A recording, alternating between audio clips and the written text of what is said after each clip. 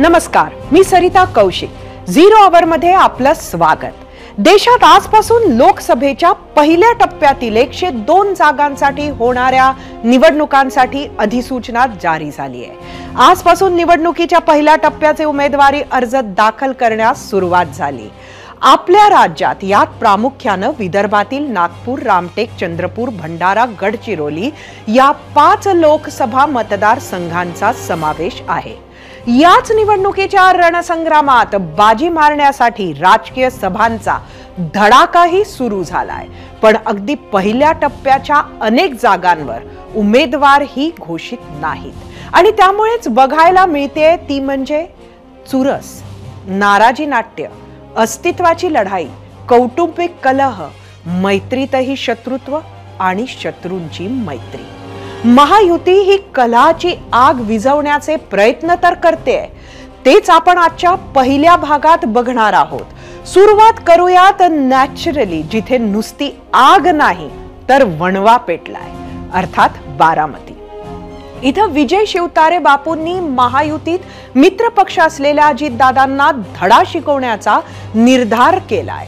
तर इंदापूर मधून हर्षवर्धन पाटलांनी आजच फडणवीसांसमोरच नाराजीचा पाढा वाचलाय. त्यात महायुती धर्माची आठवण फडणवीसांनी करून दिल्यानंतर हर्षवर्धन पाटलांचे सूर थोडे बदलले. मात्र मुख्यमंत्री एकनाथ शिंदे सोबतच्या 2 बैठकांनंतरही शिवतारेंचा अजितदादा विरोध कायम आहे. याच विरोधाचा पुढचा अंक भोरमध्ये दिसला. इथले आमदार काँग्रेसचे संग्राम थोपटे, त्यांचे वडील अनंतराव थोपटेंचा प्रचंड मोठा प्रभाव आणि बारामती लोकसभा सर करण्यासाठी भोर विधानसभेची मतं निर्णायक ठरतात. त्याच अनंतराव थोपटेंना भेटण्यासाठी शिवतारे सकाळीच पोहोचले आणि बारामतीवरून दादा विरुद्ध बापू सामना होणारच हे चित्र सध्या तरी पुढे आलंय. काय म्हणालेत विजय शिवतारे, पाहूयात. देवेंद्रजी, प्रचंड रिस्पेक्ट त्यांच्याबद्दल मला आहे, परंतु मी त्यांना सांगणार आहे की हरणारच आहेत ना. जे मी मुख्यमंत्र्यांना सांगितलं ते ह्यांना सांगतो. काही केलं ना, मी जरी उभा राहिलो नाही ना, लोक अजित पवारांना मतदान करणार नाहीत. सुप्रिया सुळे सहज निवडून येईल. एक सीट जाणार असेल तर मी अपक्ष लढतो. शेवटी मी तुमचाच आहे ना. मी त्यांना माफ केलेलं आहे वैयक्तिकरित्या. मी स्वतःहून जेव्हा ते इथे युतीमध्ये आले त्यावेळेस पहिल्याच दिवशी जाऊन भेटलो त्यांना, त्यांचा सत्कार केला. चला, हे वितुष्ट संपून, पण ते त्यांची गुरमी जाणार नाही आणि ती माझ्यासाठी नाही, कदाचित ऐतिहासिक नियतेने दिलेलं मला हे असाइनमेंट आणि काम असेल. शिवसेनेच्या विजय शिवतारेंच्या आधी 2 दशकांचं राजकीय वैर विसरून स्वतः शरद पवार बारामतीमधून उमेदवार मुलगी सुप्रिया सुळेसाठी अनंतराव थोपटेंच्या घरी पोहोचले होते. 9 मार्च रोजी थोपटे आणि शरद पवार भेटीमुळे अनेकांच्या भुवया उंचवल्या. यंदाच्या बारामती लोकसभा निवडणुकीत शरद पवार आणि अजित पवारांची प्रतिष्ठा पणाला लागलीये. त्यातच विजय शिवतारेंच्या एंट्रीमुळे तर ही लढत तिरंगी झाली आहे. आपला उमेदवार जिंकावा यासाठी राजकीय वैर विसरून अधिकाधिक पाठिंबा मिळवण्याचा प्रयत्न होतोय. त्यामुळे अजित पवारही थोपटेंच्या दारी दिसल्यास आश्चर्य वाटायला नको. पण थोपटे बारामतीच्या कोणत्या उमेदवाराची पाठ थोपटणार हेही पाहणं महत्वाचं असणार आहे. पाहूयात. आता काय झालंय, या ठिकाणी शरद पवारची मुलगी उभी आहे, नंतर त्या अजित पवारची शरद पवारची बायको उभी, अशा परिस्थितीत आता शिवतारे उभी आहे. मी 3 झाली. तुमचा आशीर्वाद कुणाला असणार आहे असं आहे. आता मी विचार करतोय असा की हे कसं करायचं. आता अजून विचार नाही मी फायनल केला. फायनल विचार करतो मी.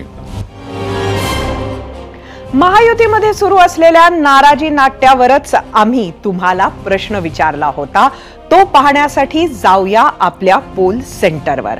आजचा पहिला प्रश्न तुम्हाला सांगते. महायुतीतील अनेक नेते अजित पवारांवर नाराज. शिंदे फडणवीस तोडगा काढू शकतील असं वाटतं का? तुम्हाला सांगायचं होतं होय किंवा नाही. बारामती लोकसभा मतदारसंघात इंदापूर विधानसभा मतदारसंघालाही तितकंच महत्व आहे. इथं भाजप नेते हर्षवर्धन पाटलांचा प्रभाव आहे. ते जेव्हा काँग्रेसमध्ये होते तेव्हापासून इथं हर्षवर्धन पाटील विरुद्ध अजित पवार हा राजकीय संघर्ष होताच. आज दोघेही महायुतीचा भाग झालेत तरीही तोच संघर्ष कायम आहे. कारण लोकसभा निवडणुका जाहीर होताच हर्षवर्धन पाटलांच्या कन्या अंकिता पाटलांनी आक्रमक भूमिका घ्यायला सुरुवात केली. त्याला कारण होत्या विधानसभेच्या निवडणुका. हर्षवर्धन पाटलांच्या मते मागील 3 लोकसभा निवडणुकीमध्ये आम्ही इंदापूर मधून सुप्रिया सुळेंना मदत केली, मात्र विधानसभेत आमची फसवणूक झाली. त्यामुळे आता आधी विधानसभेचा शब्द द्या, नंतर लोकसभेचे पाहू असं म्हणत हर्षवर्धन पाटीलही आक्रमक झालेत. ज्या इंदापूरमधून हर्षवर्धन पाटील 4 वेळा आमदार होते त्याच इंदापूरमध्ये अजित पवारांचे निकटवर्तीय दत्तात्रय भरणे यांनी हर्षवर्धन पाटलांचा पराभव केला. 2014 पासून दत्तात्रय भरणेच इंदापूरचे आमदार आहेत. विधानसभेतील हीच नाराजी आज हर्षवर्धन पाटलांनी उपमुख्यमंत्री देवेंद्र फडणवीसांसमोर मांडली. त्याचं झालं असं की बारामती लोकसभा मतदारसंघाबाबत आज उपमुख्यमंत्री देवेंद्र फडणवीस यांनी बैठकही बोलावली. त्यात भाजपच्या अनेक नेत्यांना बोलावलं होतं. याच बैठकीत हर्षवर्धन पाटलांनाही बोलवलं. त्यावेळी त्यांच्या कन्या अंकिता पाटीलही त्यांच्या सोबत होत्या. आणि त्याच बैठकीत काय काय घडलं, त्यावर फडणवीसांनी काय प्रतिक्रिया दिली, हे सगळं जाणून घेण्यासाठी आपण खुद्द हर्षवर्धन पाटलांशीच चर्चा करणार आहोत. काही मिनिटांमध्येच ते आपल्या गेस्ट सेंटरला असतील. मात्र आजच्या बैठकीनंतर त्यांनी नेमकी काय प्रतिक्रिया दिली ती पाहूयात. जसं आता आमचा मित्रपक्ष आमच्याकडून अपेक्षा करतो की तुम्ही महायुतीचं काम करा, मदत करा, तसं सगळ्यांनीच महायुतीचं हे करावं. कारण सगळेच मतदारसंघामध्ये हे प्रॉब्लेम्स आहेत. पण हे करत असताना सुद्धा जे प्रमुख नेते असतात त्या प्रमुख नेत्यांनी ह्या गोष्टीमध्ये अधिक लक्ष घातलं पाहिजे. तक्रार करणं हा आमचा स्वभाव नाही, वस्तुस्थिती मांडणं हे आमचं काम आहे. युती धर्म सर्वांनीच पाळावा अशी मागणी आज हर्षवर्धन पाटलांनी केली. हा आधीच्या निवडणुकांना घेऊन अजितदादांना टोला होता. तिकडे शिरूर लोकसभेमध्ये युती धर्माची परीक्षा गेली अनेक दिवस सुरू होती. राष्ट्रवादी काँग्रेसचे दिलीप मोहिते हेही ताकदीनं शिरूरच्या मैदानात उतरले होते. तर दुसरीकडे शिवसेनेचे आढळराव पाटील हेही मागे हटत नव्हते. शेवटी आज इथे मात्र महायुतीसाठी गुड न्यूज आली. युती धर्म पाळत दिलीप मोहितेंनी उमेदवारीची तलवार म्यान केली. त्यांच्याच घरी अजित पवार आणि दिलीप वळसे पाटील यांच्या उपस्थितीत कार्यकर्त्यांची बैठक झाली. यावेळी अजित पवारांनी शिष्टाई केल्यामुळे आढळरावांबरोबर टोकाचा मतभेद असलेल्या मोहिते पाटलांचा सूर नरमला. आढळरावांच्या उमेदवारीचा मार्ग मोकळा झाल्यामुळे ते लवकरच अधिकृतरित्या राष्ट्रवादी काँग्रेसमध्ये प्रवेश करणार आहेत. दरम्यान मोहिते पाटलांनी आढळरावांचा मार्ग सुकर केला असला तरी शिवसेनेबद्दल असलेली नाराजी त्यांनी लपवली नाही. पाहूयात. जरूर आमच्या आणि विखे तुमच्या आढळराव पाटलांचे टोकाचे मतभेद, ते मतभेद विसरून आज आम्हाला त्यांच्याबरोबर जायचं किंवा त्यांचं काम या ठिकाणी करायचं. मला 2 पावलं मागे येण्याच्या संदर्भातला जी दादांची विनंती होती ती मी त्या ठिकाणी मान्य केली. कार्यकर्ते म्हटले तर मी आढळरावांच्या बरोबर जायला तयार आहे. पण कार्यकर्ते जर माझ्या पाठीचे नसतील तर एकटा दिलीप मोहिते या तालुक्यात काही करू शकत नाही. की आम्ही काय शिवसेनेला मदत करत नाही, आम्ही मदत आमच्याच पक्षाला करतोय, आमच्या चिन्हाला करतोय. आमचं चिन्ह हे परत जनतेपर्यंत जाण्याची आम्ही संधी आम्हाला या निमित्तानं आहे. कारण भविष्यामध्ये विधानसभेच्या निवडणुका आहेत. जर आम्हाला त्यांच्याबरोबर जायची वेळ आली असती तर माझी भूमिका बदलली नसती. शिरूरमधून आढळराव पाटलांची अनौपचारिक घोषणा अजित पवारांनी केली आणि तिथे शिरूरचे विद्यमान खासदार शरद पवार गटाचे डॉक्टर अमोल कोल्हे घडामोडींवर बारीक लक्ष ठेवून होते. येणाऱ्या काळात शिरूरमध्ये अमोल कोल्हे विरुद्ध आढळराव असा संघर्ष पाहायला मिळू शकतो. दरम्यान अमोल कोल्हेंनी आढळरावांना कसे डिवचले ते पाहूयात. लोकशाही आहे, त्यामुळे कोणी ना कोणी उमेदवार हा स्वाभाविक आहे. म्हणजे 2019मध्ये शिरूर लोकसभा मतदारसंघामध्ये ज्या वल्गना ऐकायला मिळाल्या होत्या, बराक ओबामा आले तरी काही हरकत नाही किंवा अजितदादांनी समोर उभं राहावं, मला वाटतं हा एक विलक्षण योगायोग आहे की ज्यांना आव्हान दिलं होतं त्यांच्याच पक्षामध्ये आता माजी खासदार जात आहेत. पण या त्यांच्या चौथ्या पक्षबदलाच्या माझ्याकडून त्यांना मनपूर्वक शुभेच्छा. लोकशाही आहे, त्यामुळे प्रत्येकाला निवडणूक लढवण्याचा अधिकार आहे. महायुतीतील जागा वाटप अंतिम टप्प्यात आले असताना आज उपमुख्यमंत्री अजित पवारांनी खेडचा दौरा केला. जुन्नर, रांबेगाव, खेड, भोसरी, शिरूर मतदारसंघातील बैठकाही त्यांनी घेतल्या. यावेळी एका कार्यकर्त्यानं अजित पवारांना तुम्ही मुख्यमंत्री झाले पाहिजे असं वक्तव्य केलं. यावर अजित पवारांनी काय मिश्किल टिप्पणी केली ती पाहूयात. ज्यावेळेस दिलीप मोहिते पाटील मंत्री होते तेव्हा अजित पवार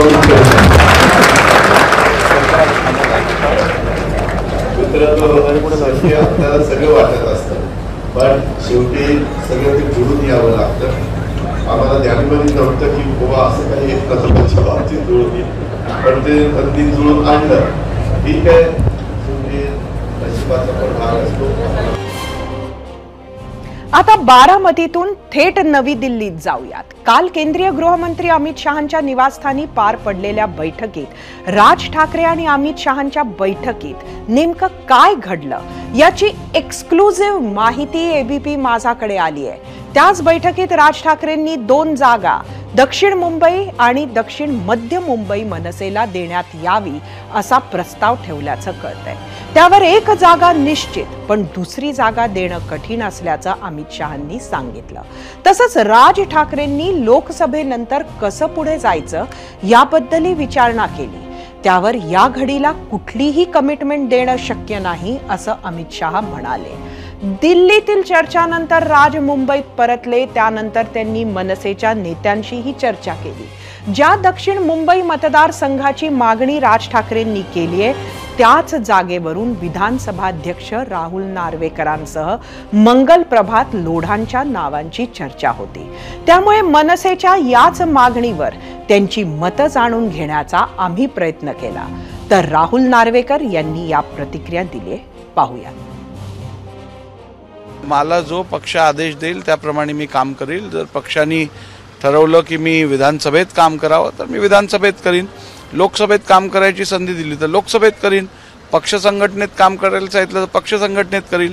मला पक्षाने खूप काही दिलेलं आहे, त्यामुळे मला काय तशी पक्षाकडे अधिक काय मागायची गरज वाटत नाही आणि जो पक्ष आदेश देईल तो मी पाहिन. म्हणजे उमेदवार जरी मनसेचा दिला तरी तुम्ही कोणी असो, कुठच्याही पक्ष अलायन्स मधल्या आमचा जो उमेदवार असेल त्याच्यासाठी आम्ही काम करू. मनसेची गोष्ट झाली. आता यासह माढा बारामतीवर गृहमंत्री देवेंद्र फडणवीसांनी काय वक्तव्य केलंय ते पाहूयात. असं आहे की माढा असेल किंवा बारामती असेल, सगळ्यांचं लक्ष एक आहे, महायुतीला मजबूत करणं, मोदीजींना प्रधानमंत्री बनवणं. त्यामुळे काही थोडे बहुत डिफरन्सेस असतील तर ते दूर झाले पाहिजेत. मी एवढंच म्हणेन, ज्या बैठका माझ्या झाल्या आहेत त्या सगळ्या अतिशय सकारात्मक झालेल्या आहेत.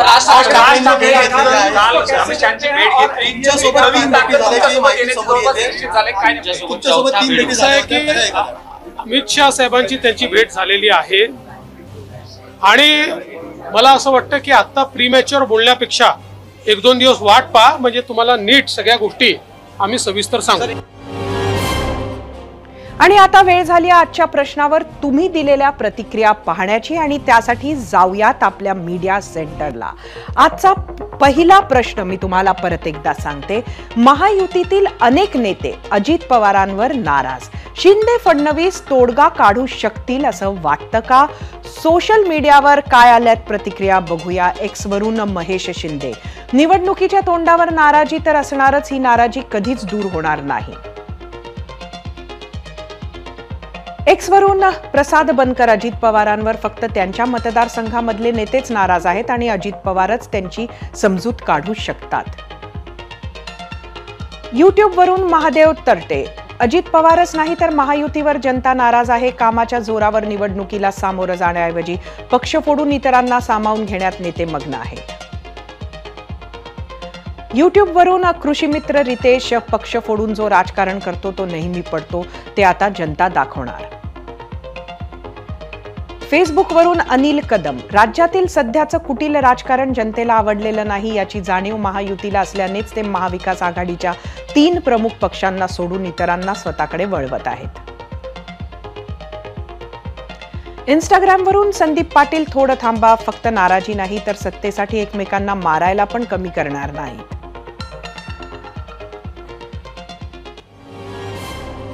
सर्वसामान्यांच्या प्रतिक्रिया आणि राजकीय घडामोडी आपण पाहिल्यात. आता वेळ झालीये गेस्ट सेंटरला जाण्याची. इथं आपल्या सोबत असणार आहेत भाजपा नेते हर्षवर्धन पाटील. पाटीलजी, 0 आवर मध्ये आपलं स्वागत आहे. एकंदरीतच काय नक्की सुरू आहे बारामती लोकसभेच्या मतदारसंघात?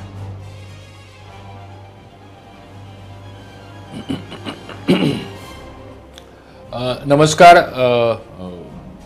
आज माननीय आमचे नेते आणि उपमुख्यमंत्री देवेंद्र फडणवीस साहेबांची आज आमची भेट झाली. अतिशय सकारात्मक चर्चा झाली आणि तिसऱ्यांदा पुन्हा माननीय नरेंद्र मोदीजींना ह्या देशाचं पंतप्रधान करायचं आणि महायुतीतल्या जास्तीत जास्त जागा निवडून आणण्याचा प्रयत्न करायचा याबद्दल काही दुमत नाहीये. परंतु या सगळ्या प्रश्नांच्या बाबतीमध्ये स्थानिक स्तरावरती ज्या काही अडचणी होत्या, कार्यकर्त्यांच्या मध्ये जी धुसफूस आहे किंवा कार्यकर्ते स्थानिक लेवलला जो काही त्रास होतो, हे पण मोकळेपणानं त्यांनी ह्या सगळ्या गोष्टी आमच्याकडून समजून घेतल्या.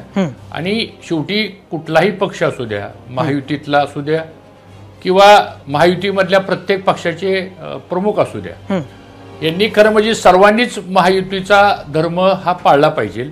तो काही ठिकाणी पाळला जात नाही. स्थानिक लेवलला वेगवेगळ्या प्रकारची काही वल्गना केली जाते. वास्तविक पाहता माझ्यासारख्या सिनियर कार्यकर्त्याला सुद्धा काही आमच्याच सहकार्यातले लोक काही या ठिकाणी बोलतात वगैरे, ती सगळी चर्चा झाली. परंतु एकंदरीत आता असं देवेंद्र फडणवीस साहेबांनी आणि विशेष करून गृहमंत्री अमित शाह साहेबांशी पण ह्या विषयावरती चर्चा झालेली आहे. आणि म्हणून कार्यकर्त्याचा सन्मान राखला गेला पाहिजे, कार्यकर्त्याला त्रास झाला नाही पाहिजे. आणि शेवटी ही सगळं लोकशाहीमध्ये जी सत्ता केंद्र असतात ती लोकांची कामं करण्यासाठी आणि लोकांना बरोबर घेऊन जाण्यासाठी असतात. आणि म्हणून आमच्या भागामध्ये तसं पाहिलं तर यापूर्वी सुद्धा आम्ही बऱ्याच वेळा हा प्रसंग आमच्या समोर आलेला आहे, आमच्या कार्यकर्त्यासमोर आलेला आहे. आणि हे सर्व आम्ही आमचे नेते देवेंद्र फडणवीस साहेबांसमोर मांडले आणि त्यांनी ते सगळं ऐकून घेतलं आणि सकारात्मक त्यांनी आम्हाला उत्तर दिलं की ह्या बाबतीमध्ये आपण व्यवस्थितपणे मार्ग काढू. आम्ही त्यांना असं सांगितलं की आपले जे मित्र पक्ष आहेत त्यांचे प्रमुख अजितदादा पवार असतील किंवा त्यांना एकत्रित आपण बोलवा, चर्चा करण्याची आवश्यकता आहे. कार्यकर्ते सुद्धा जे प्रमुख आहेत त्यांच्याशी पण चर्चा करणं आवश्यक आहे. कारण शेवटी एक नेता कुणी मतदान घडवू शकत नाही, त्याच्या बरोबरचे कार्यकर्ते, कार्यकर्त्यावरती विसंबून असणारी खालची यंत्रणा ही सगळीच काम करत असते. आणि म्हणून त्यांना कुठेतरी विश्वासात घेणं, त्यांचे प्रश्न समजून घेणं, अशा बाबतीमध्ये चर्चा झाली. आणि मला असं वाटतं मी पण भारतीय जनता पक्षाचा एक ज्येष्ठ कार्यकर्ता आहे आणि आमची सर्वांचीच ही जबाबदारी आहे की मोदी साहेबांना पुन्हा एकदा या देशामध्ये नेतृत्व करण्याची संधी देण्याकरता महाराष्ट्रातून या बाबतीमध्ये मोठ्या प्रमाणात मतदान घडावं. तसंच पाटीलजी, मला एक खूप इंटरेस्टिंग गोष्ट आपण म्हटलीत की अमित शाह साहेबांना सुद्धा याबद्दल माहिती आहे. तर अमित शहांना एकंदरीत बारामतीमध्ये जो हा नाराजीचा सूर अजित पवारांच्या आजूबाजूला आहे त्याची माहिती देऊन त्यांनी मध्यस्थी केली आहे का?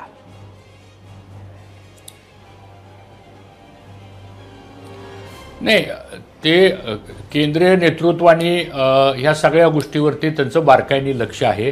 आणि मला असं वाटतं की ह्या ज्या काही सगळ्या चर्चा होतात ह्या चर्चा त्यांच्या स्तरावर होतात आणि त्यांनी पण ह्या गोष्टीची दखल घेतलेली आहे. कारण शेवटी त्यांनी कुठल्याही परिस्थितीमध्ये महायुतीच्या जास्तीत जास्त जागा निवडून आल्या पाहिजे, पण त्या निवडून आणण्यासाठी अजून मतदानाला निवडणुकीच्या प्रक्रियेला अजून वेळ आहे. परंतु हे सगळं जे काही स्थानिक लेवलला आणि ज्या काही मतदारसंघ वाईज ज्या अडचणी आहेत त्या अडचणी आमचे नेते देवेंद्र फडणवीस साहेबांनी ह्यांना सर्वांना बोलवून घ्यावं, चर्चा करावी, अशा पद्धतीनं पण त्यांनी मला वाटतं खाली सूचना दिलेल्या आहेत. ती बैठक कधी होणार आहे? अध्यक्ष बावनकुळे साहेबांची पण या विषयावर माझी चर्चा झाली आहे. ती बैठक कधी होणार 8 दिवसामध्ये ती बैठक होणार आहे. अच्छा. आणि त्यानंतर जर सकारात्मक अशा पद्धतीची ही 8 बैठक दिवसामध्ये होईल. बर, सकारात्मक पद्धतीची जर अशी ही बैठक झाली तर येणाऱ्या काळात आपण सुनेत्रा पवारांच्या प्रचारामध्ये दिसणार का?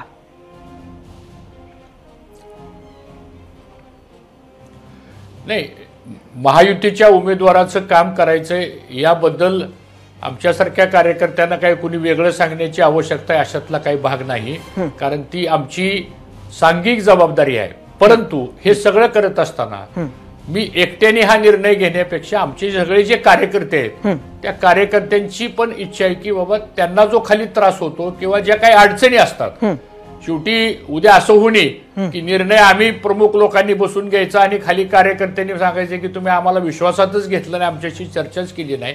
आणि हे माननीय देवेंद्र फडणवीस साहेबांनी मान्य केलेलं आहे. पुढील एक 8-10 दिवसामध्ये प्रमुख कार्यकर्त्यांची चर्चा होईल. हा एक भाग झाला. दुसरा, जे आमचे महायुतीमधले जे घटक पक्षांचे जे प्रमुख आहेत, प्रमुख म्हणजे कोण तर अजितदादा पवार यांचा पण मला मागच्या 10-12 दिवसापूर्वी फोन आला होता आणि फोनवर पण त्यांची माझी चर्चा झाली आणि मी त्यांना पण हे सांगितलं. तेही म्हणाले की आपण एकत्र बसू आणि जे काही डिफरन्सेस आहेत, जे काही स्थानिक लेवलचे जे प्रश्न आहेत ते आपण बसून सोडू आणि शेवटी आपल्याला महायुतीचं संदर्भातलं काम करायचंय. आता हे झाल्यानंतर माननीय देवेंद्र फडणवीस साहेबांनी आम्हाला हे पण सांगितलं की हे सगळं घडल्यानंतर मी स्वतः बारामती इंदापूरला येतो, तिथल्या सगळ्या कार्यकर्त्यांशी पण पुन्हा आपण चर्चा करू, कारण शेवटी ह्या सगळ्यांना विश्वासात घेऊनच ह्या संदर्भातली पुढची भूमिका घ्यावी लागणार आहे. म्हणजे एकंदरीत एकीकडे कार्यकर्त्यांना काय वाटतं हा भाग आहेच, पण अजितदादांनी सुद्धा आपल्याला फोन करून एक पाऊल पुढे घेतलंय असं म्हटलं पाहिजे का?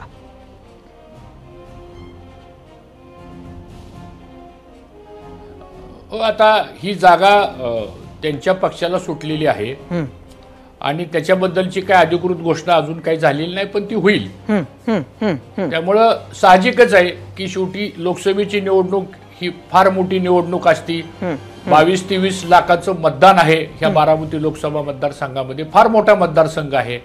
आणि मग ज्या पक्षाला उमेदवारी मिळणार आहे त्या पक्षाच्या प्रमुखांनी पण इतर महायुतीतल्या पक्षांच्या बरोबर सुद्धा चर्चा करणं तितकंच गरजेचं आहे. तर ह्या सगळ्या गोष्टी पुढच्या काही 8-10 दिवसामध्ये होतील.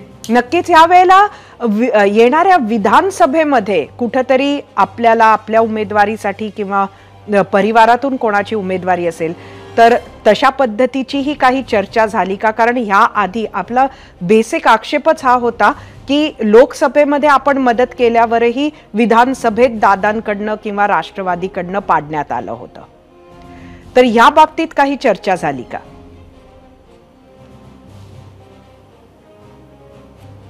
नाही, माझ्या विधानसभेच्या संदर्भामधली आमची कुठलीही चर्चा झालेली नाही.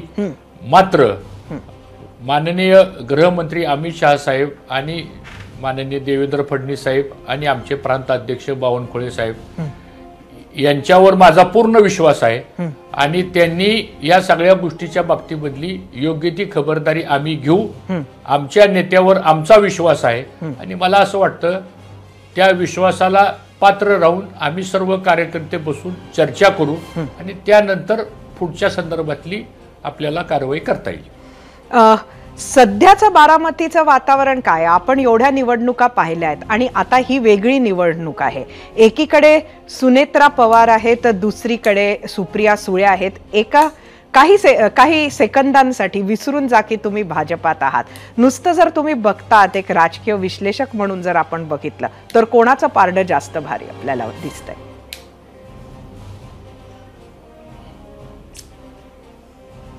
महायुती संपूर्ण महाराष्ट्रामध्ये आणि महाराष्ट्रामध्येच बारामती पण येतं. त्यामुळं महायुतीच्या बाजूनी मतदारांचा कल असावा आणि महायुतीच्या माध्यमातून अबकी बार 400 पार म्हणजे 400च्या पुढं आकडा. विजय शिवतारे म्हणतात की सुनेत्रा पवारांचं कठीण आहे. विजय शिवतारे म्हणतात सुनेत्रा पवारांचं कठीण आहे, आपण सहमत आहात का?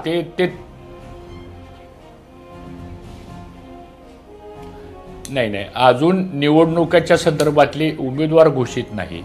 आता ते विजय शिवतारेंचं कदाचित ते मत असेल, परंतु या सगळ्या घडामोडी ज्या आहेत निवडणुकीच्या त्या अजून सुरू झालेल्या नाहीत. पण मी एक मात्र निश्चितपणानं स्पष्ट सांगू इच्छितो की महायुतीचा उमेदवार विजय झाला पाहिजे. या पद्धतीचं वातावरण बारामती सहित सगळ्या 48 लोकसभेच्या मतदारसंघामध्ये करण्याचा आमचा सर्वांचा सांघिक प्रयत्न आहे आणि तो केला पाहिजे. धन्यवाद पाटीलजी, आपण आलात 0 आवरमध्ये आमच्या प्रश्नांची उत्तरं दिलीत.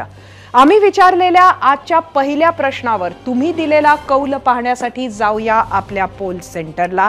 आजचा आपला पहिला प्रश्न काय होता तो बघूया. महायुतीतील अनेक नेते अजित पवारांवर नाराज, शिंदे फडणवीस तोडगा काढू शकतील असं वाटतं का? एकूण 41,000 मतं युट्यूबवर. 25% लोकांनी होय म्हटलंय, 75%नी नाही. इंस्टाग्रामवर 4,500 मतं.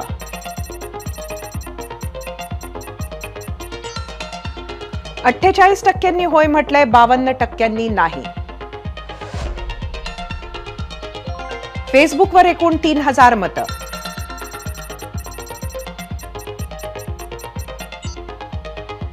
%24 होय म्हटलंय, 76% नाही. एक्सचा कौल बघूया. 30% म्हटलंय होय, 70% नाही. आपल्याकडे कर्मफल सिद्धांत किंवा कर्मविपाक नावाचा एक सिद्धांत आहे. आय एम शुअर तुमच्यापैकी बऱ्याच जणांनी तो ऐकला असेल. माणूस जी काही बरं वाईट कर्म करतो त्याचं जे काही बरं वाईट फळ आहे ते त्याला सहसा या जन्मातच भोगावे लागतं असा हा सिद्धांत सांगतो. गावाकडच्या भाषेत याला इथे केलेलं इथेच फेडावं लागतं. तुम्ही म्हणाल मी एकदम तत्वज्ञान का सांगते, तर त्याचं तात्कालिक कारण आहे एकूणच राजकारणात आपल्या आजूबाजूला जे सुरू आहे ते, आणि त्यातही बारामती लोकसभेसाठी, आणि त्यातही अजितदादांसोबत जे सुरू आहे ते. याआधी अजितदादांनी बारामती परिसरात अक्षरशः राज्य केलं. दादा ठरवतील ते धोरण आणि बांधतील ते तोरण असा एक काळ होता. त्या काळात सुप्रिया सुळेंना निवडून आणणे आणि राष्ट्रवादीला मजबूत करणे हे दादांचं मुख्य कर्म होतं. ते कर्म करताना इंदापूरमध्ये हर्षवर्धन पाटील, दौंडमध्ये कुल परिवार, पुरंदरमध्ये शिवतारे बापू, भोरमध्ये थोपटे असे अनेक जण त्यांच्याकडून दुखावले गेले. तो त्यांचा आजकाल बराच चर्चेत असणारा जो आपद धर्म असावा असं वाटतं. या लोकांची आपल्याला कधीच गरज लागणार नाही या आविर्भावात दादा असावेत. पण काळाची चक्र फिरली. अजितदादांनी त्या काळात केलेल्या राजकीय कर्माची फळं त्यांच्यासमोर आज अचानक दत्त म्हणून उभी ठाकली. बारामतीतून आपल्या पत्नीला उमेदवारी मिळाली तर त्यांना निवडून आणण्यासाठी दादांना या सगळ्यांच्या मदतीवर अवलंबून राहण्याची वेळ आली आहे. आपल्या कर्मांची फळं दादांना कडवट लागतात की शिंदे फडणवीसांच्या मदतीनं प्रायश्चित्त घेत दादा या फळांची चव रसाळ मधुर बनवतात ते पाहावं लागेल. त्यासाठी 4 जून पर्यंत थांबावं लागणार आहे. या बातमीसोबत 0 आवरमध्ये आता वेळ झाली एका छोट्या ब्रेकची. ब्रेक नंतर पाहणार आहोत महायुतीतले असंतुष्ट शरद पवारांच्या दरबारात.